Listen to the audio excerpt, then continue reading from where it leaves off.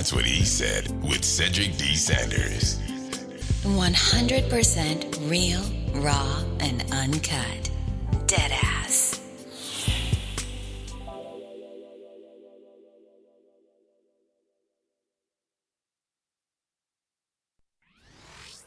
Hello, my name is Cedric, and along with my beautiful wife, Connie, we'll be hosting my brand new podcast, That's What I Said.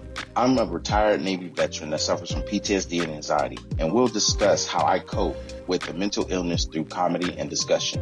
It's a podcast that will talk about everything from cryptocurrency to comedy.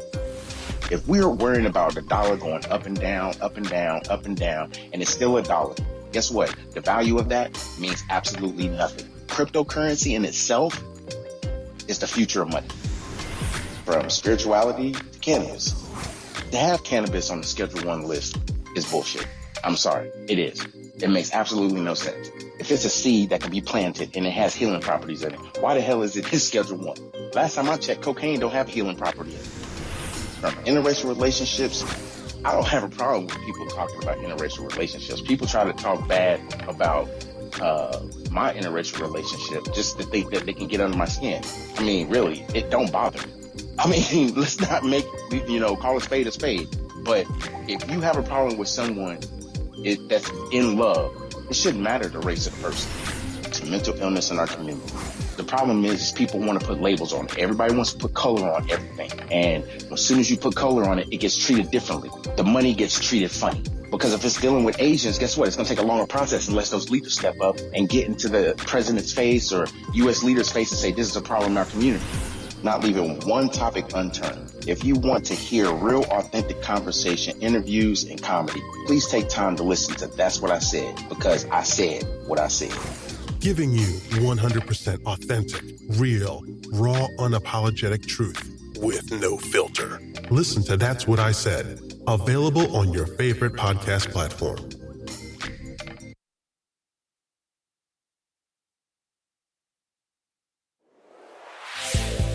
That's what he said with Cedric D. Sanders. 100% real, raw, and uncut. Deadass.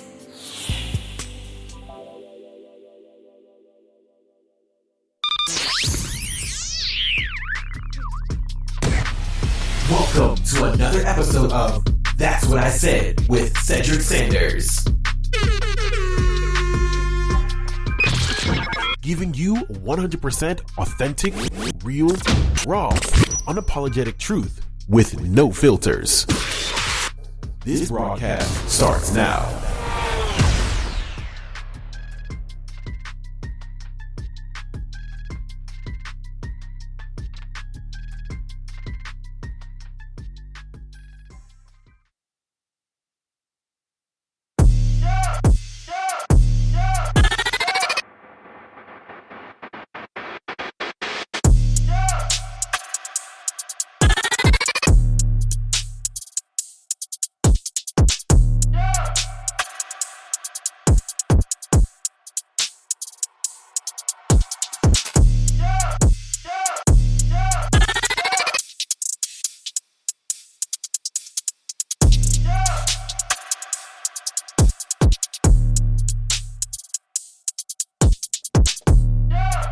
What up?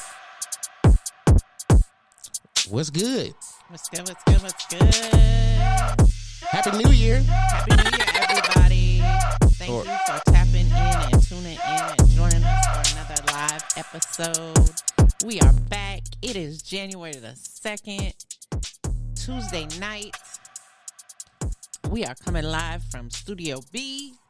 As always, I am not by myself, as my husband says, since he is the co-host. What's going on, Vic? I'm the host. You the co-host. Get it twisted. I know. Man, You was in mid beverage drink over there, so I figured I would just jump on in and take over. oh, you good? I mean, I ain't even tripping. I think for me it was just the element of surprise. And I say that because I genuinely had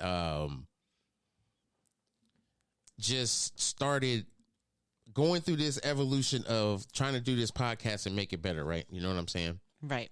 And I started doing some of my own kind of research, not necessarily like in a negative kind of way. It was more to help me. I had to be hypercritical on myself.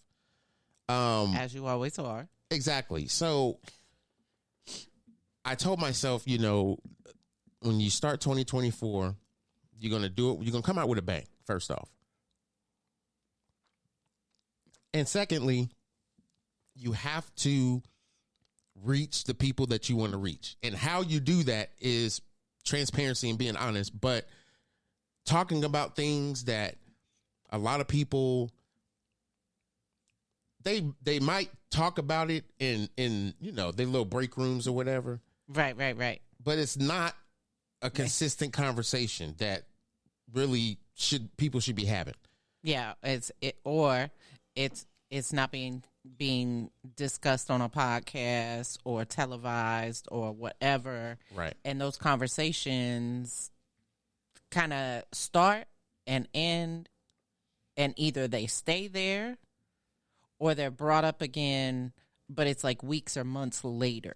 Right. Absolutely. So with that being said, y'all, we're about to get right into the podcast. Make sure y'all subscribe to the channel on YouTube. Make sure you do that. Do your boy a favor. Give yourself an opportunity just to subscribe to a channel that you probably are never going to see it on this level. You may get it in different versions, which is absolutely cool because, you attach yourself to people's personalities and the conversation they're talking about it. I get it. But some of these things, you need to be able to have those conversations and be relatable. Yeah. And not true. Just because of the way people talk and how they say shit or whatever, because half these people don't live the life they say. Some people do. Don't get me wrong. Some people do. But some of these people, they honestly are not doing that. Right. They're really not. So, yeah. Anywho. Yeah, make sure you go like our Facebook page and subscribe to the YouTube. And we truly, truly appreciate all the love and support. We really do. Yeah, definitely. Make sure y'all subscribe to all our social medias. That's what I said. All capitals for the beginning of each, word. That, capital T, what, capital W, a I, capital, and a capital C for said. Anyway. And make sure, of course, you hit that like button.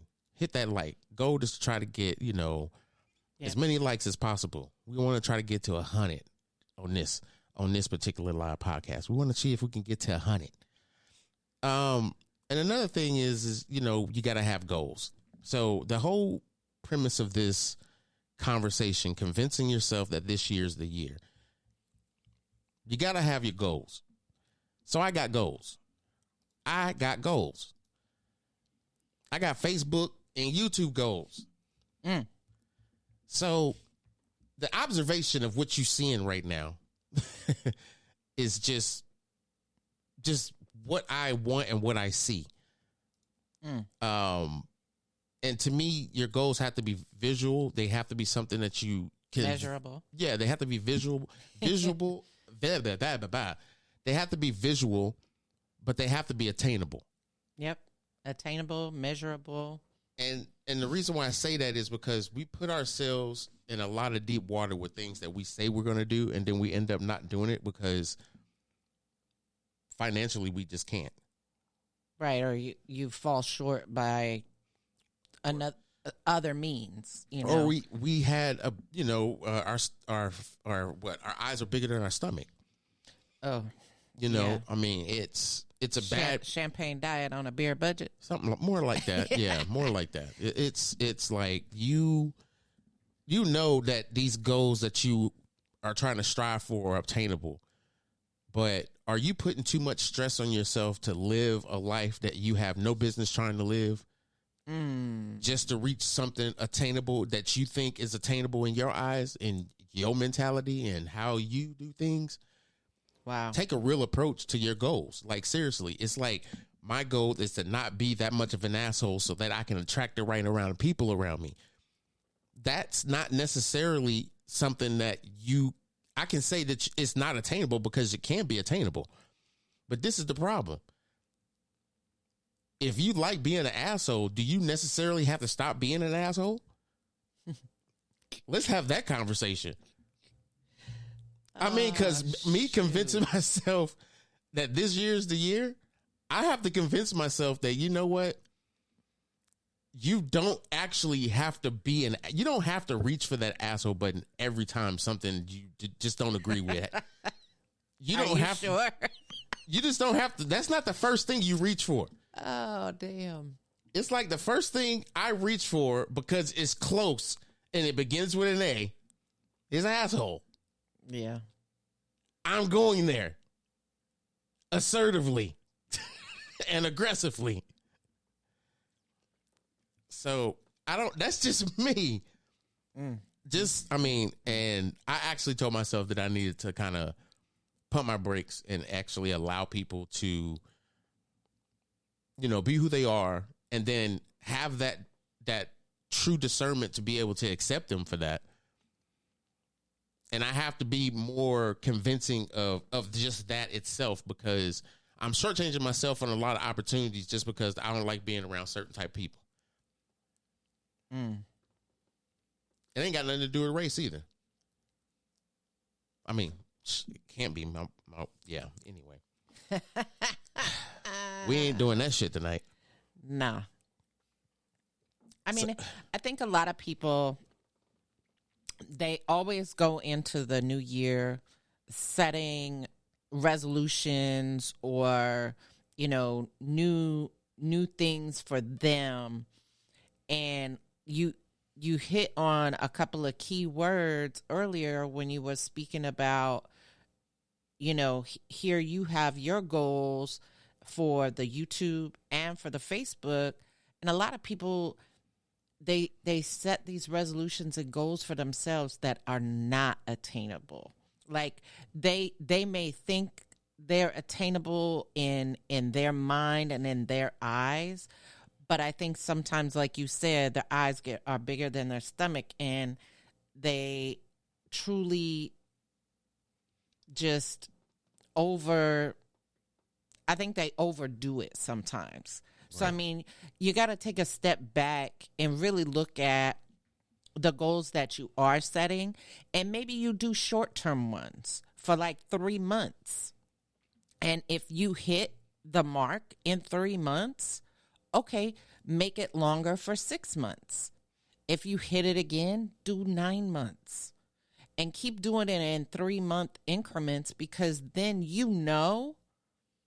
that short-term goal you set, at the beginning of the year, you were able to attain it in 3 months. Then you attained it again 6 months, and again at 9 months, and maybe you don't hit that 12-month mark. Maybe you only hit 10 months. It's okay, because guess what? 10 months out of 12 months, you attained a goal. Shoot, you better be clapping for your damn self. I mean, you got to take the little victories. I mean, at the end of the day, but right, at the same time, you have to set yourself up for success, not failure. And yeah, absolutely. Sometimes you don't reach success unless you fail a couple of times. And sometimes you will learn what to do and what not to do, and how to do things better if you are learning from your mistakes. Or not necessarily learning from your mistakes, learning from, if it's a mistake, owning up to it. If it wasn't a mistake and it was just a person, then learning how to understand where people are, and you can't force certain things on people that are not willing to help you or assist you in whatever goal you're trying to meet. Right. No, it's not about the homeboy hookup plan. It's all about knowing your leverage with people and accepting that. It's not about taking advantage. It's not about seeing what you can get out of somebody. No, just accept it. Because you don't always have to win with the person that you picked. You can't force your finish line that you think you're going to obtain through somebody else's eyes that don't see the finish line that you see. Right. That makes absolutely no sense to me. You definitely can't force anything upon anyone. Period. And I don't think it's necessarily just about forcing. I think it's the aggression that people have. Here I go with these A words. The aggression with whatever the situation is. A lot of people will be aggressive and wanting to complete that goal because, their money might be in play, or, they did this as a favor, or it's like you've already stretched yourself so thin to now it's like, right, you're pushing to lose that last 3 pounds, and no, everything you doing, you in there going hard. No, it's not even that. It's not even about you. Not about you. It's somebody else's goal that you bought into, you're invested in, and now you're trying to take responsibility of something you can't control. Shipmate. Happy holidays to you, man. I love them pictures you was posting on Facebook, man. Your kids are getting big and you getting old as hell. I seen that beard. Had that salt and pepper going on, but he was spending time with family. I can appreciate that. Big old. Say, why you dyeing him out like that? Big old Mike hair. Mike hair's out there. Mike Lowry. No doubt, brother. No doubt. But it's not even just a weight, babe. It's like I said, I think it gets to a point where, we appreciate people in our life for who they are, and not even what they bring to the table, just for who they are. You know what I'm saying? Who they are, their personality, how you interact with them, how they interact with you. I mean, those people are going to be long-term friends. Absolutely. And lifetime friends. I mean, and those are the ones that become your family. Now, let's talk about that. Let's talk about friendship for a second. Oh. Because convincing yourself that this year's the year, this is the conversation that people are not having with themselves. Who's in my circle that I can depend on? And if you can't depend on one person in your circle, you need to have a conversation with yourself about that person and why are you considering yourself a friend with them? I mean, because that means if your people are down for you and they're with you, they're side by side with you or whatever. I'm not saying they're going to do anything and everything, to get out of jail free card. That's not what I'm saying. Right. What I'm saying is that if you knew something was going on with that person and you didn't know, and you would feel some type of way, and they know you was going to feel some type of way, and y'all have yet to have that conversation, you may have reached a barrier in not necessarily in your friendship, but within that person. That's okay. You shouldn't end a friendship because you reach someone's safety bone, like they haven't had a conversation with themselves about some shit. Don't matter how long y'all been friends or how long y'all known each other. It's just some people are not ready to, cross that line. And that's okay. You can't force that person, but at the same time, you can't allow this person to not hear how you feel about it either. Because guess what? They have to realize that barrier that they put in between you is because of them. I've accepted this barrier because now it's the oh shit button. It's like, don't go there. That's the oh shit button. You know what I'm saying? There's just certain things you just don't do. You don't cross that threshold. It's even more apparent when you're married. There's just certain things that you just don't do. And there's certain things you just don't say. And it's all because of respect. It's because of who you married and the love of your life, blah, blah, blah, blah. It's not about who you are as a man or a woman, or I'm not about to change up because they know who the hell I am. But no, it's not that. It's like if this person values who you are as a man or a woman, why deflate that? Because of your ego. It's like some of y'all egos need to be just shot at. Like, I mean, that ego just needs to get smashed by Hulk. No, it needs to participate in the Hunger Games. And then that's what it needs to do. It needs to they participate. Need a whole reset. Yeah, it needs to participate in the Hunger Games. Wow. And then after that, what was that game that was out? It was the Maze? No. It was the other one, the one that went viral. That was Asian descent. The one that went viral. I can't remember what it was. It's on the tip of my tongue. But anyway.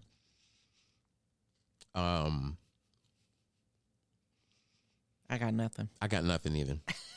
I'm getting old. Shit, I'm 50. I can say that now.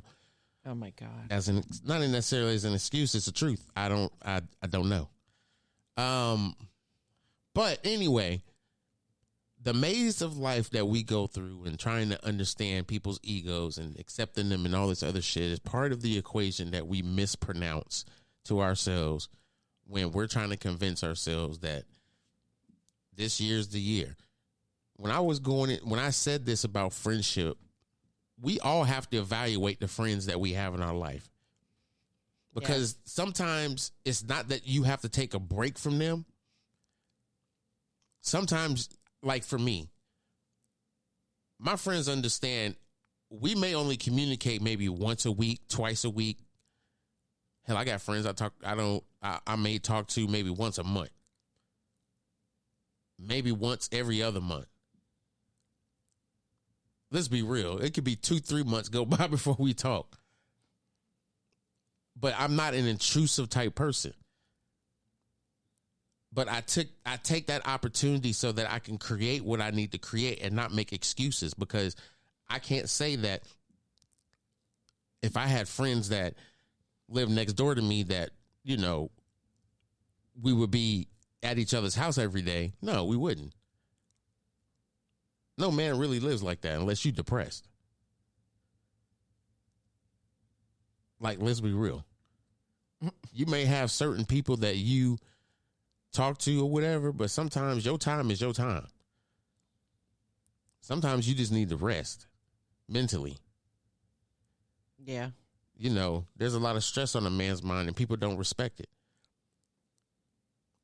But then we have some goofy ass dudes out here that just want to womanize women and make them have this belief that men are dogs and I'm going to be single all my life because, you know, people want to play games and don't want to grow up, you know, and that's the mentality that's being brought forth to men that are good men that want to have successful relationships with whoever they love. And now they're battling a battle within themselves that they're not winning. And it's not their fault. It is, but it's not. It is majorly. I mean, let's be real. Because sometimes we got to take responsibility for the shit that we create and what we hide from and what we want to stay away from. And that's selfish to me. That's selfish to me. Saying, oh, I want to have this conversation because I ain't ready to have this conversation. Then why are you in a relationship? Why are you in a relationship protecting two people? You protecting yourself and you protecting her.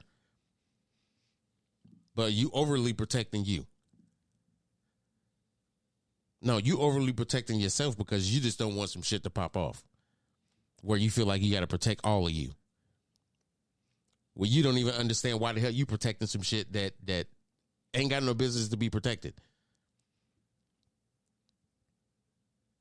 Like, at all. It's like being transparent and being in a relationship where you can appreciate that person. That person needs to understand and feel when shit ain't right. And you got to be okay with that person coming up to you and asking you, are you okay? When they know something bothering your ass. But we can't get to that point in conversation sometimes because we can't take responsibility for some of the things that bother us as men. And then we get overprotective over the woman that we're with because some people want to be in relationships where they're in complete control. And this is not just men. But we still trying to convince ourselves that this year's the year. I mean, I'm going to be honest. I stopped putting myself in disappointing situations going into the next month. Rather, it's a new year or not. You just have to be aware of your opportunities in this plane of existence to master so that you don't have to deal with shit that everybody else has to deal with. What do I mean? I was just about to say, can you expound on that, sir? As I sip my bourbon. Woodford's Reserve, by the way.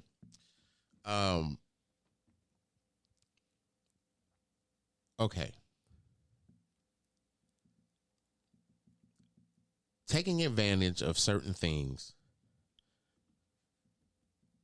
when the new year happens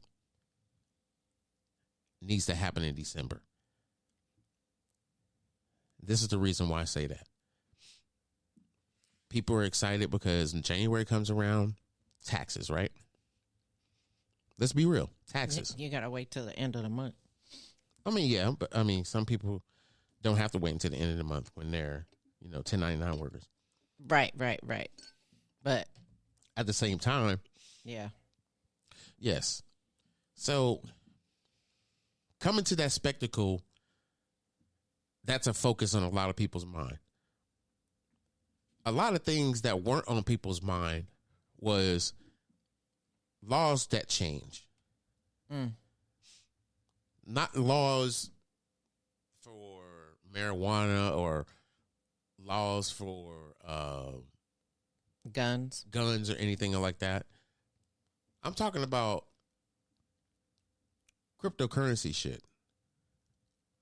I'm talking about healthcare and precious metals. I'm not even really talking about healthcare, even though they did widen out here. They did anyway, and that's just an out here kind of thing. But so I can't add that. But worldwide, this is effects.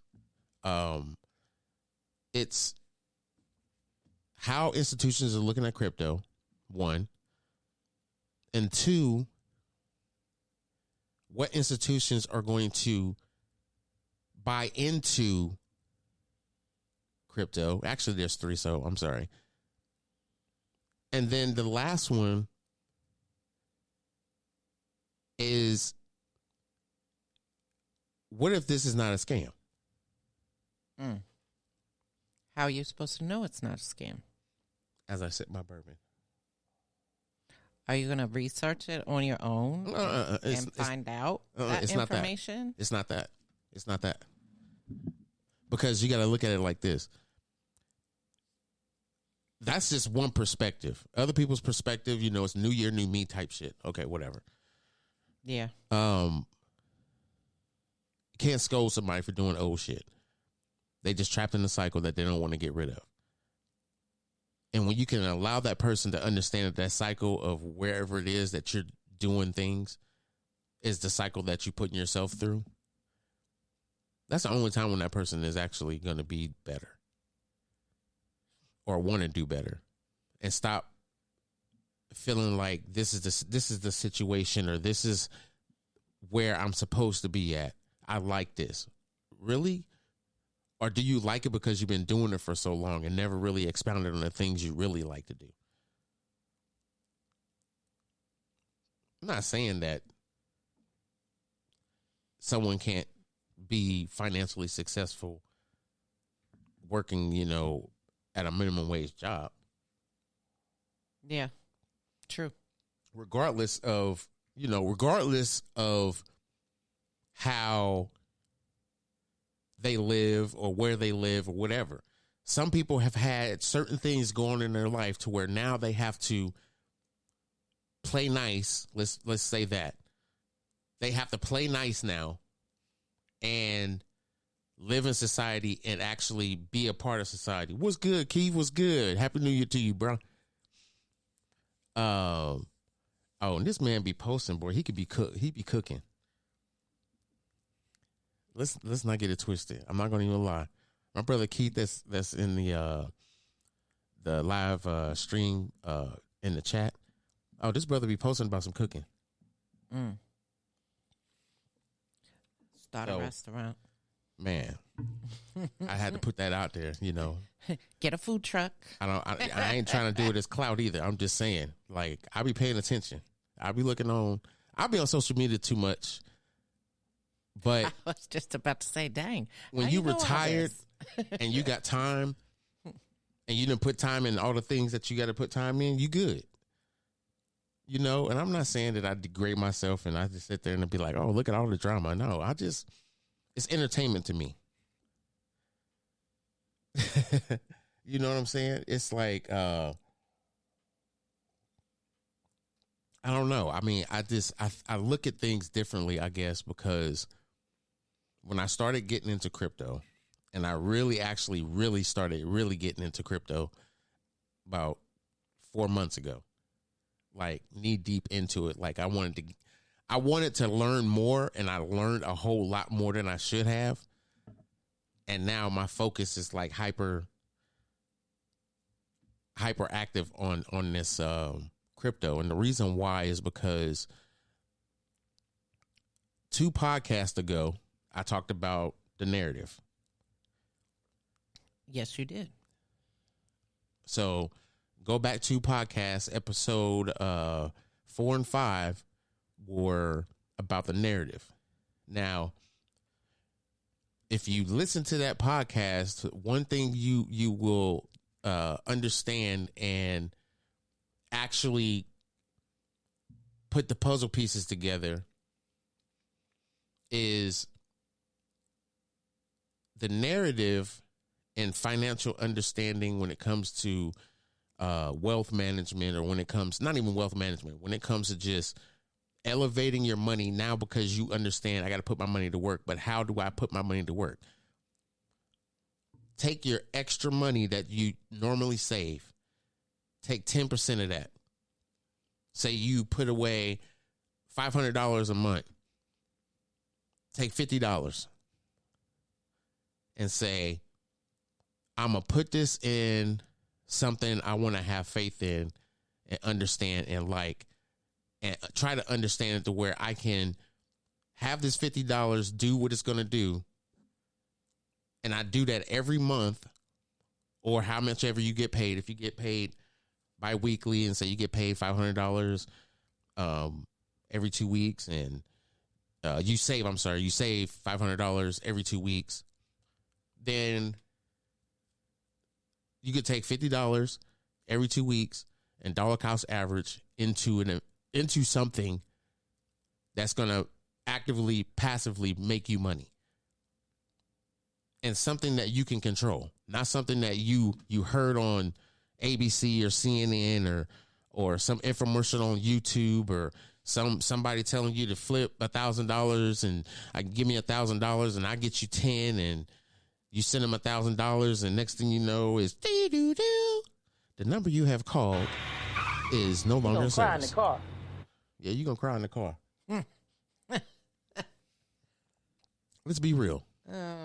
People have tried to go down this whole network of get rich quick schemes, and you hear me, I say it almost every podcast, and I'm actually kind of getting aggravated, but it's the truth. But it's the truth. Like there's no other real true way to even expound on that, because so many people have gotten caught up in these get rich quick schemes that it's almost like a damn virus.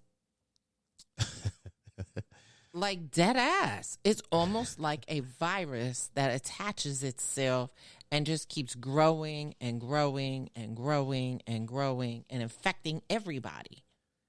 So I got over there giggling on me. No, because I wasn't going to talk about this, but I am now. You're welcome. No, and I have to talk about this because it's I'm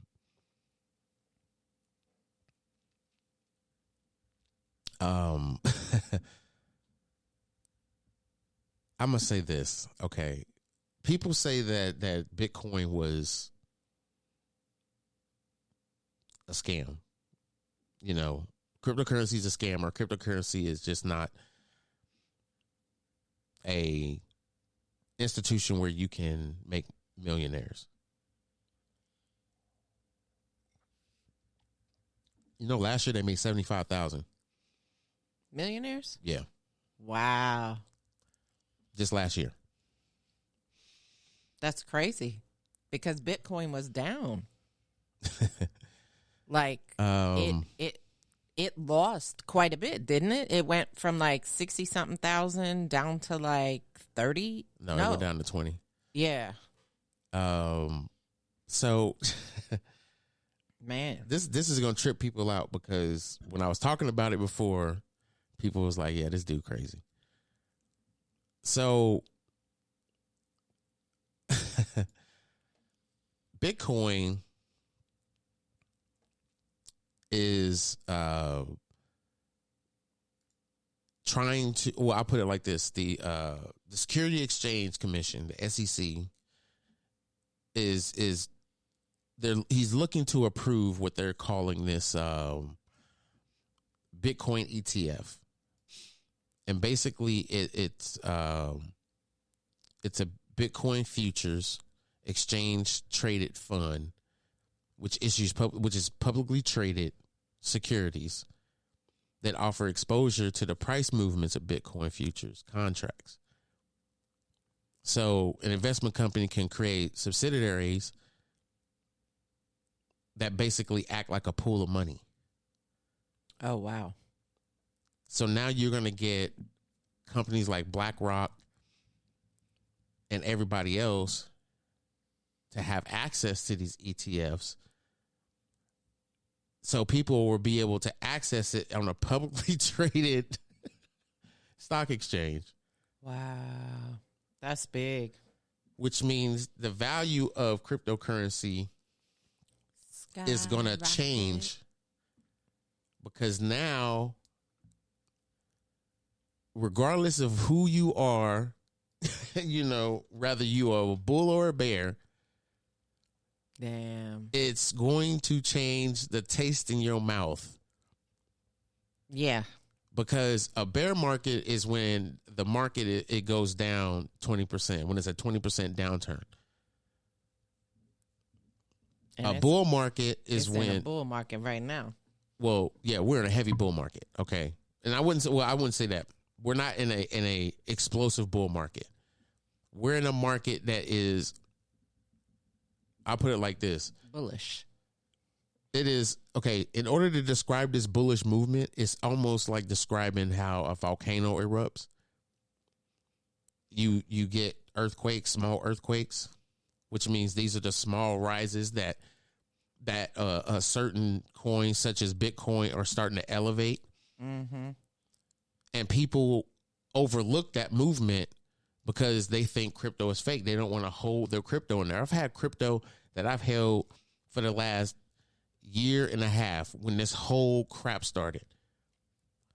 Yeah, I stopped dollar cost averaging and putting money into other stuff and whatever, but I went back into it because something was feeling off because I was reading about the Bitcoin ETF and I was like, I don't think they're going to approve it. Then I thought about it. I was like, ain't Bitcoin about to have a halving again? Oh, shit. Bitcoin's about to have a halving? It's gonna make sense. And I know a lot of people are sitting there like, what is Bitcoin halving? What is that? What is that? They're gonna split the baby. So basically what happens is like for Bitcoin halving is when the rewards for the Bitcoin mining is basically cut in half. And basically happens every 4 years. It's like the Olympics. It was written, the halving was written in the algorithm of which Bitcoin was written, right? Why do you think that happened? Something that's not happening with our own government. Damn. But why did that happen?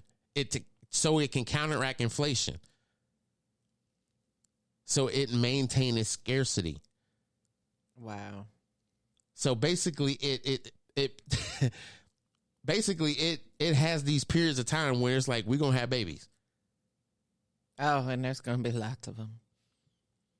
We're just gonna split in half.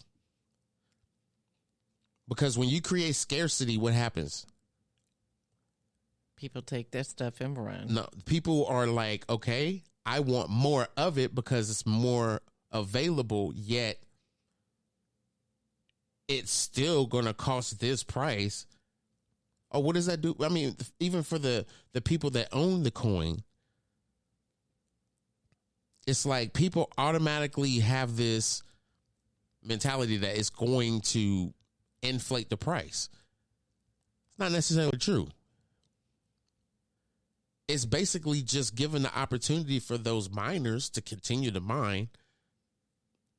And the value of a cryptocurrency that is going to be able to be put on the stock exchange to be traded says a lot.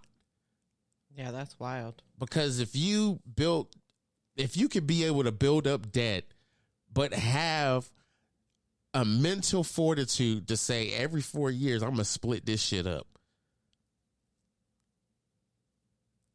Because we're not going to deal with inflation the way we're dealing with it. We're going to have this make babies so that we can take care of it the proper way. Is that the right thing to do, to teach responsibility on people? It's like, no, pay your debts, right? Stop splitting shit in half. Stop making your payments go out longer. In cryptocurrency, it don't work out that way. Yeah. Because now, if you stretch the opportunity for something or an asset to basically run the market and be able to be an asset to where now people are going to use the assets that they make from a cryptocurrency ETF to buy a house. And you mean to tell me that we can't use cryptocurrency to buy a house? It has been proven and seen you can purchase a home with Bitcoin. I'm just going to say. Or cryptocurrency. I'm just going to say this. That is true. When you go to they have certain cities, they're not everywhere, but they have certain cities where they have Bitcoin ATMs. Yep. I'm just saying. And they have crypto, like you can purchase or go, not just the ATM, but like, what is it called? Like the Coin Star or whatever. You can take all your change or whatever, and you can receive Bitcoin from it. I've heard of that, but I don't know if. Yeah, I haven't seen it. I haven't seen it either. I've seen it, but I don't know if it's true or not. I'll do more research and I don't know if it's true or not. I'm not going to debunk what you said, but yeah, I've heard that, but I don't know if it's true. But they're coming up with so many different utilities for the assets to get to the people, because that was one of the problems that people were saying, was that people want to get wealthy, but people don't want to have the conversation about wealth. The conversation about wealth is there's risk to reward, right? What's the balance? You go into the casino with $400 with a wish. There's risk and reward. There's a risk that you're going to lose all this shit. There's a reward that you're going to maybe capitalize off that and really be able to do something with it. Or you was just taking that $400 just to mess off anyway. So it don't matter what you capitalize off that. You was just going to mess it all up anyway. That just gives you more mess it off money with. I could just mess off everything. It makes absolutely no sense. Like, it makes absolutely no sense. We have the mentality that we want to be able to be successful and be wealthy and to have money and not struggle, but we don't even know how to deal with the money we got. Because we too busy trying to spend it to impress other people or to be something that you're not, attract somebody that you can't even take care of. So let me jump in and go back to my statement in regard to the Coinstar. I knew I had seen it, but I needed to research it. Sure enough, I go on Coinstar.com, and it says you can purchase Bitcoin near you. Just got easier with CoinMe and Coinstar. And the cryptos that they offer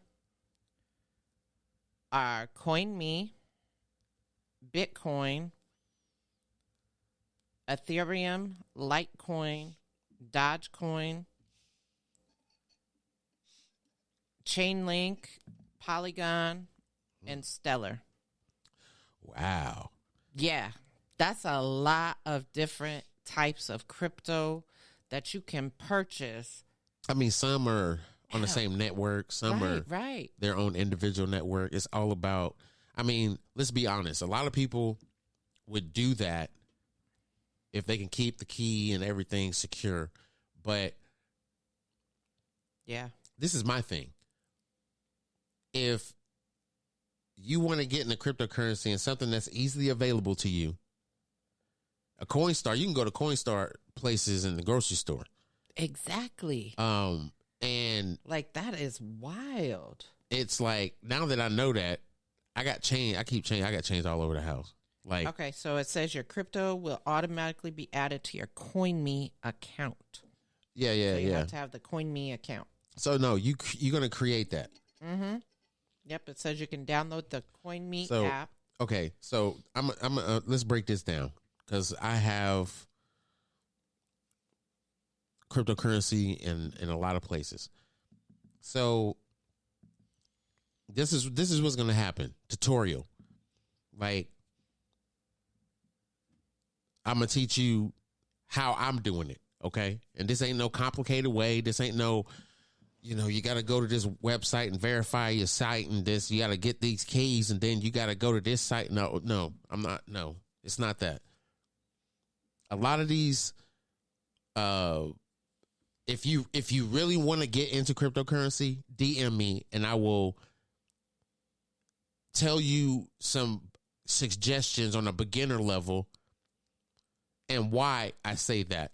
I'll tell you offline. I won't tell you on this podcast. And the reason why I won't tell you on this podcast is because there's plenty of YouTube videos on it.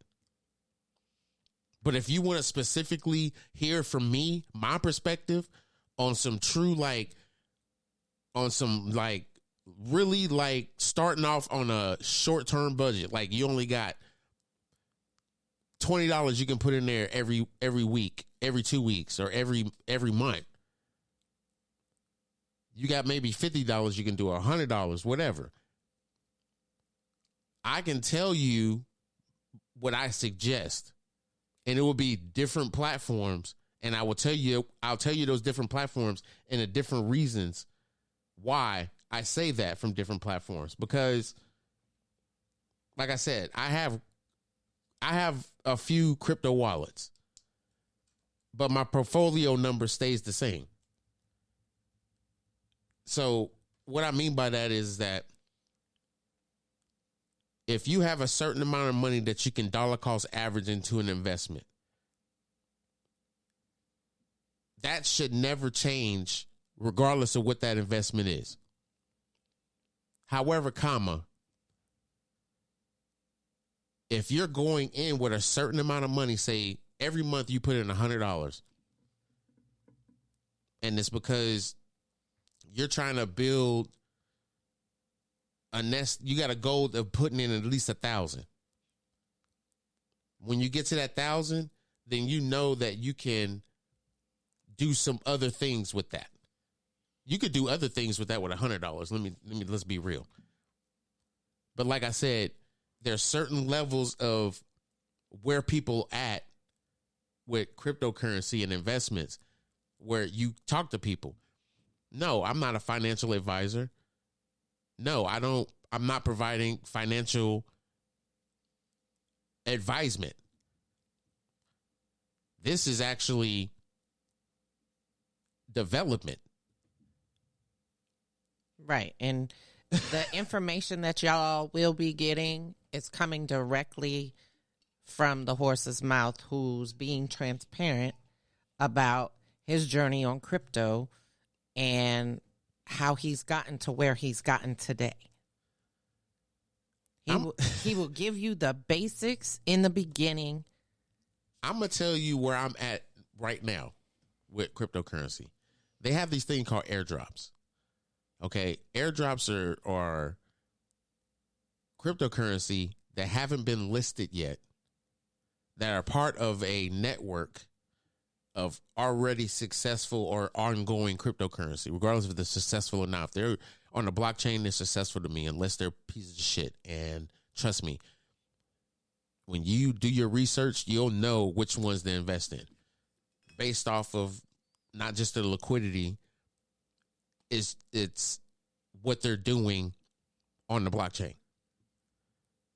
If they're providing faster transactions and less gas fees, if they're providing some type of link to banks or whatever. Because something y'all don't realize, these link to banks thing is crucial. Because the banks arbitrage your money. And when they arbitrage your money, they basically, you deposit your money into a bank. They use that money for other programs within the bank. I was going to say. To make money off your money. Loan. So, yeah, we're going to approve a credit card. We're going to use Betsy Sue's $4,000 she got in her account because we're going to give him a $3,500 credit card. Mm-hmm. And then guess what? If he defaults on that, well, I mean, the bank isn't sure. You still going to get your money. They just gambled it because guess what? They going to make profits off of somebody else's loan for a car. Yep. That now they have sold, which means they have paid off your loan to go with another car because of their down payment. And now you're paid off. And guess what? That debt's paid off. But now your money has risen because you're financially sound. And that $4,000 you had in your account, now you got $30,000. Now, guess what? They going to divide that within 4 other motherfuckers. Mm-hmm. And it keeps on. Your money has always been a digital transaction for a number that represents what you put in the bank. It's not the actual shit you put in the bank. It's on rinse and repeat with them. They are making money. Is hand over fist. They making money off your money. So how come you can't make money off of the money that they give you for the slave time they put you through? I'm sorry, the work that they conditioned to put you in that you feel like you have to be responsible of. Because if we were institutionalized into an understanding of what money was when we were in high school. My goodness. Y'all realize half of the jobs that they have right now wouldn't have any employees? Not a one. They would already be running by robots because we would have fixed that shit in high school. I ain't working for nobody. Mm-hmm. I'm building a robotics plant. We're going to build these robots. They running the city. We ain't working. We come out of high school successfully rich to take care of ourselves. We don't need nobody else. The robots take care of us. We got to go to the store. We do it. I mean, I'm just saying that's one perspective. I'm not saying that's the perspective. I'm just bullshitting, but I'm just saying. But literally, as kids, in, let's say, 10 to 15 years old. Hey, I was bullshitting. Don't go on no robot shit. Look, listen, Linda. Seriously though, from like 10 to 15, during that time frame, the Jetsons, like literally, this is the age really, nigga? in the Jetsons. I'm for real. Don't shit. I'm just saying. Oh man. I'm just saying. I think you ate an edible or something. I did not. I'm just What? You cannot even know. So Hell no, I understand what you're saying. Don't get me wrong. I really do. But bruh. I don't look. The mentality that we have to understand that we have to convincing yourself that this year is your year is not about living the rich life, but budgeting how to pay my car note. That's not what I'm talking about. What I'm saying is that if we're taking risks with money, what's going to slow you down? I want to slow down because I don't want to have to be living paycheck to paycheck. So it's like, okay, what do you need to do to clean this up? Let's do that. Plan. Get you a year to 18 months to get it knocked out, right? Discipline yourself. And then after you can get it cleaned up, I mean, even if it doesn't take you 18 months, let's say you can get it squared away in 3. You got to stay disciplined. Now it's like, okay, now I got it taken care of. Now it's like, okay, now I'm saving money. I want to take at least 10% of what I'm saving and put it into something. And you still saving that same amount of money. You just know to only take out 10% of that. And say that, I don't know, say you like want to do stocks or you want to understand it. You've been doing research and you don't even, and guess what? You haven't even figured out what you're going to put that 10% into. You put it into another savings account, create another savings account specifically for whatever it is that you're going to do. I actually create a checking account too. That's just specifically what it is. And most of your banks, you can do that. You could create another checking and savings account. And that's what you put that 10% into until you figure out what it is you're going to do. Do your research. It's like listen to who you need to listen to, get an understanding for it, be able to say, okay, I get it, but what happens when this happens? It's like, what are you paying attention to? No, you don't have to look at that particular thing to try to protect your money. It's like you can put those protections in when you invest into it. Like, okay, since we're having a conversation, where are we at in time? I'm good. We're going to talk about this and then we're going to bounce. So, for example, say I'm buying a cryptocurrency, but I buy cryptocurrency in 3 ways. I buy cryptocurrency on ones that I'm a hold. I buy cryptocurrency that I'm going to risk. And then I have cryptocurrencies that I'm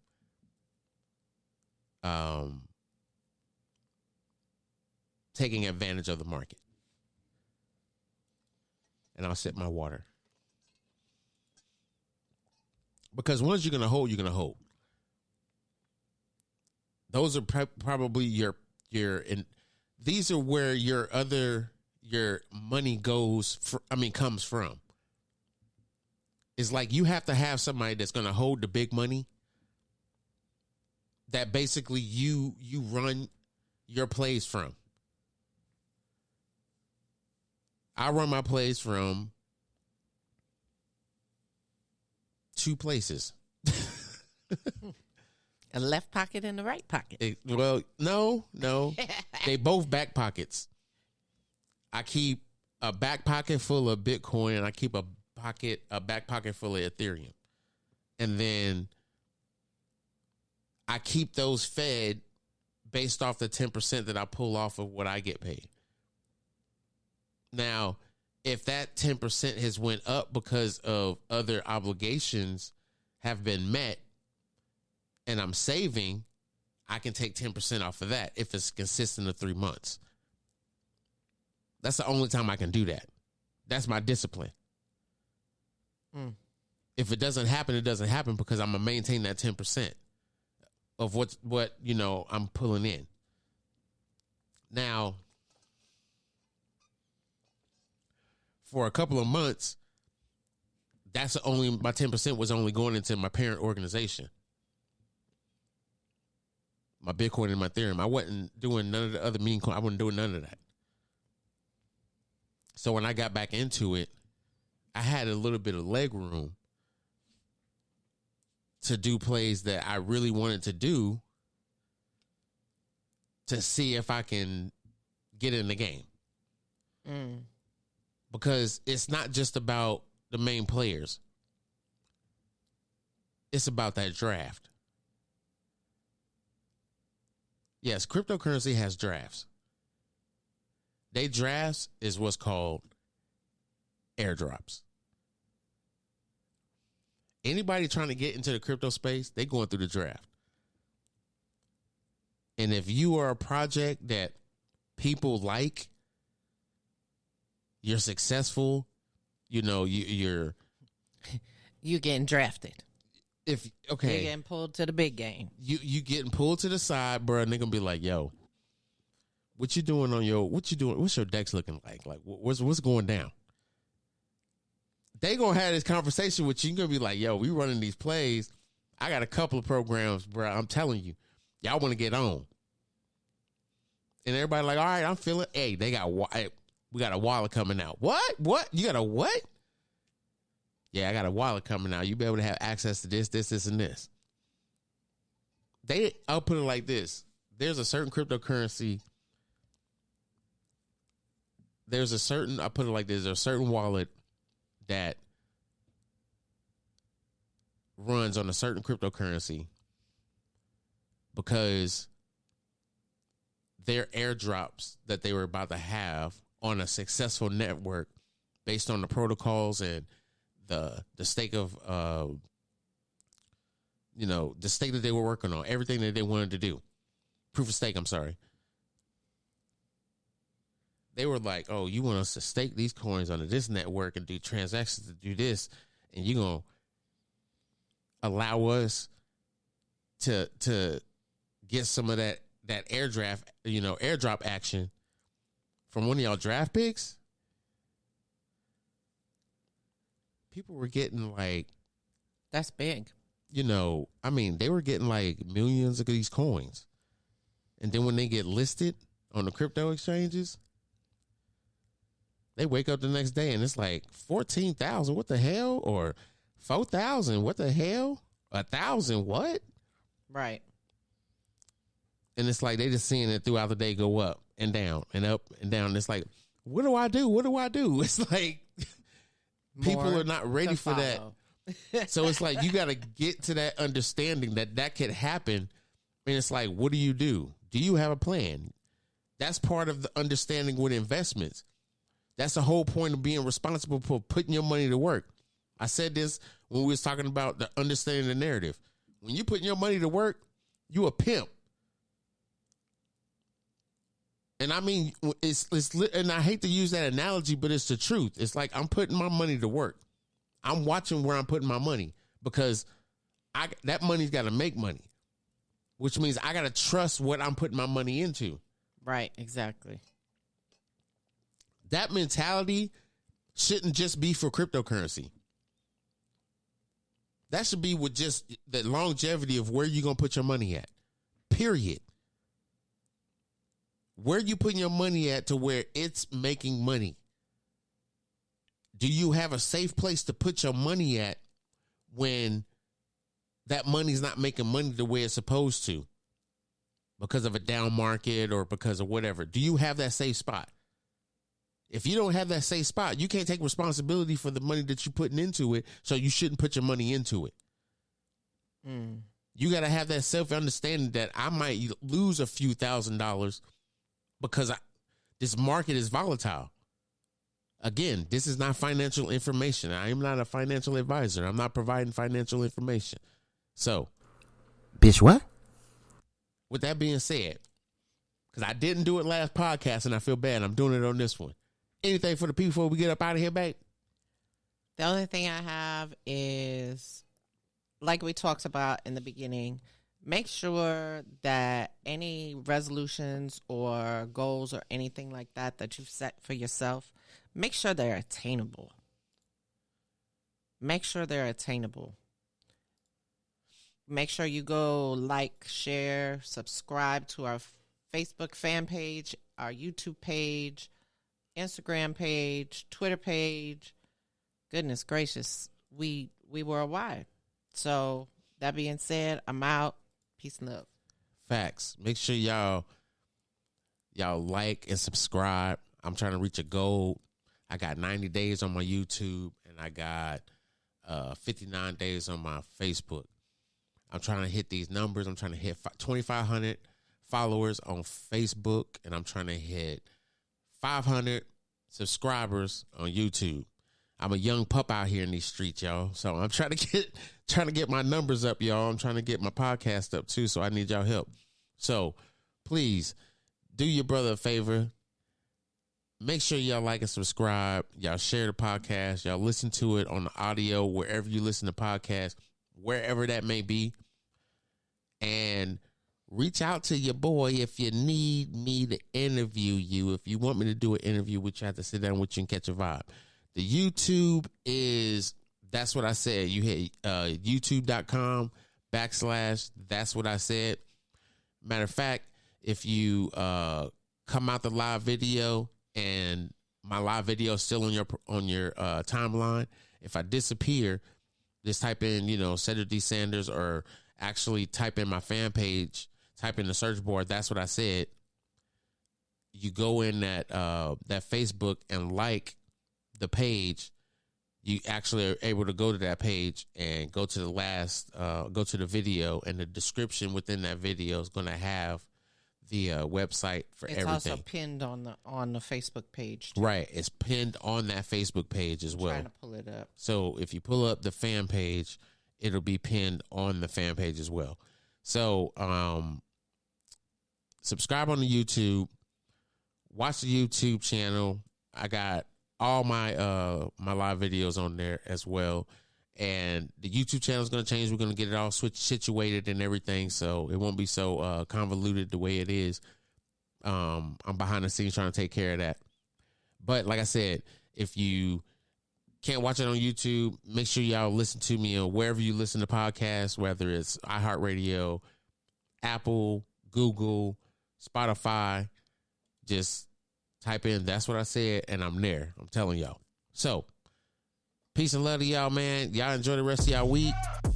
We gonna be out here in these streets doing what we gotta do. Trying to come out with a better podcast next week. That was even better than this week. And try to be better than the week before that. Because the week after that, I'm gonna try to be better than the one I'm gonna do next week. I'm just saying. I'm hard on me. So, peace and love to y'all, man. We up out of here. Love y'all, man. Peace.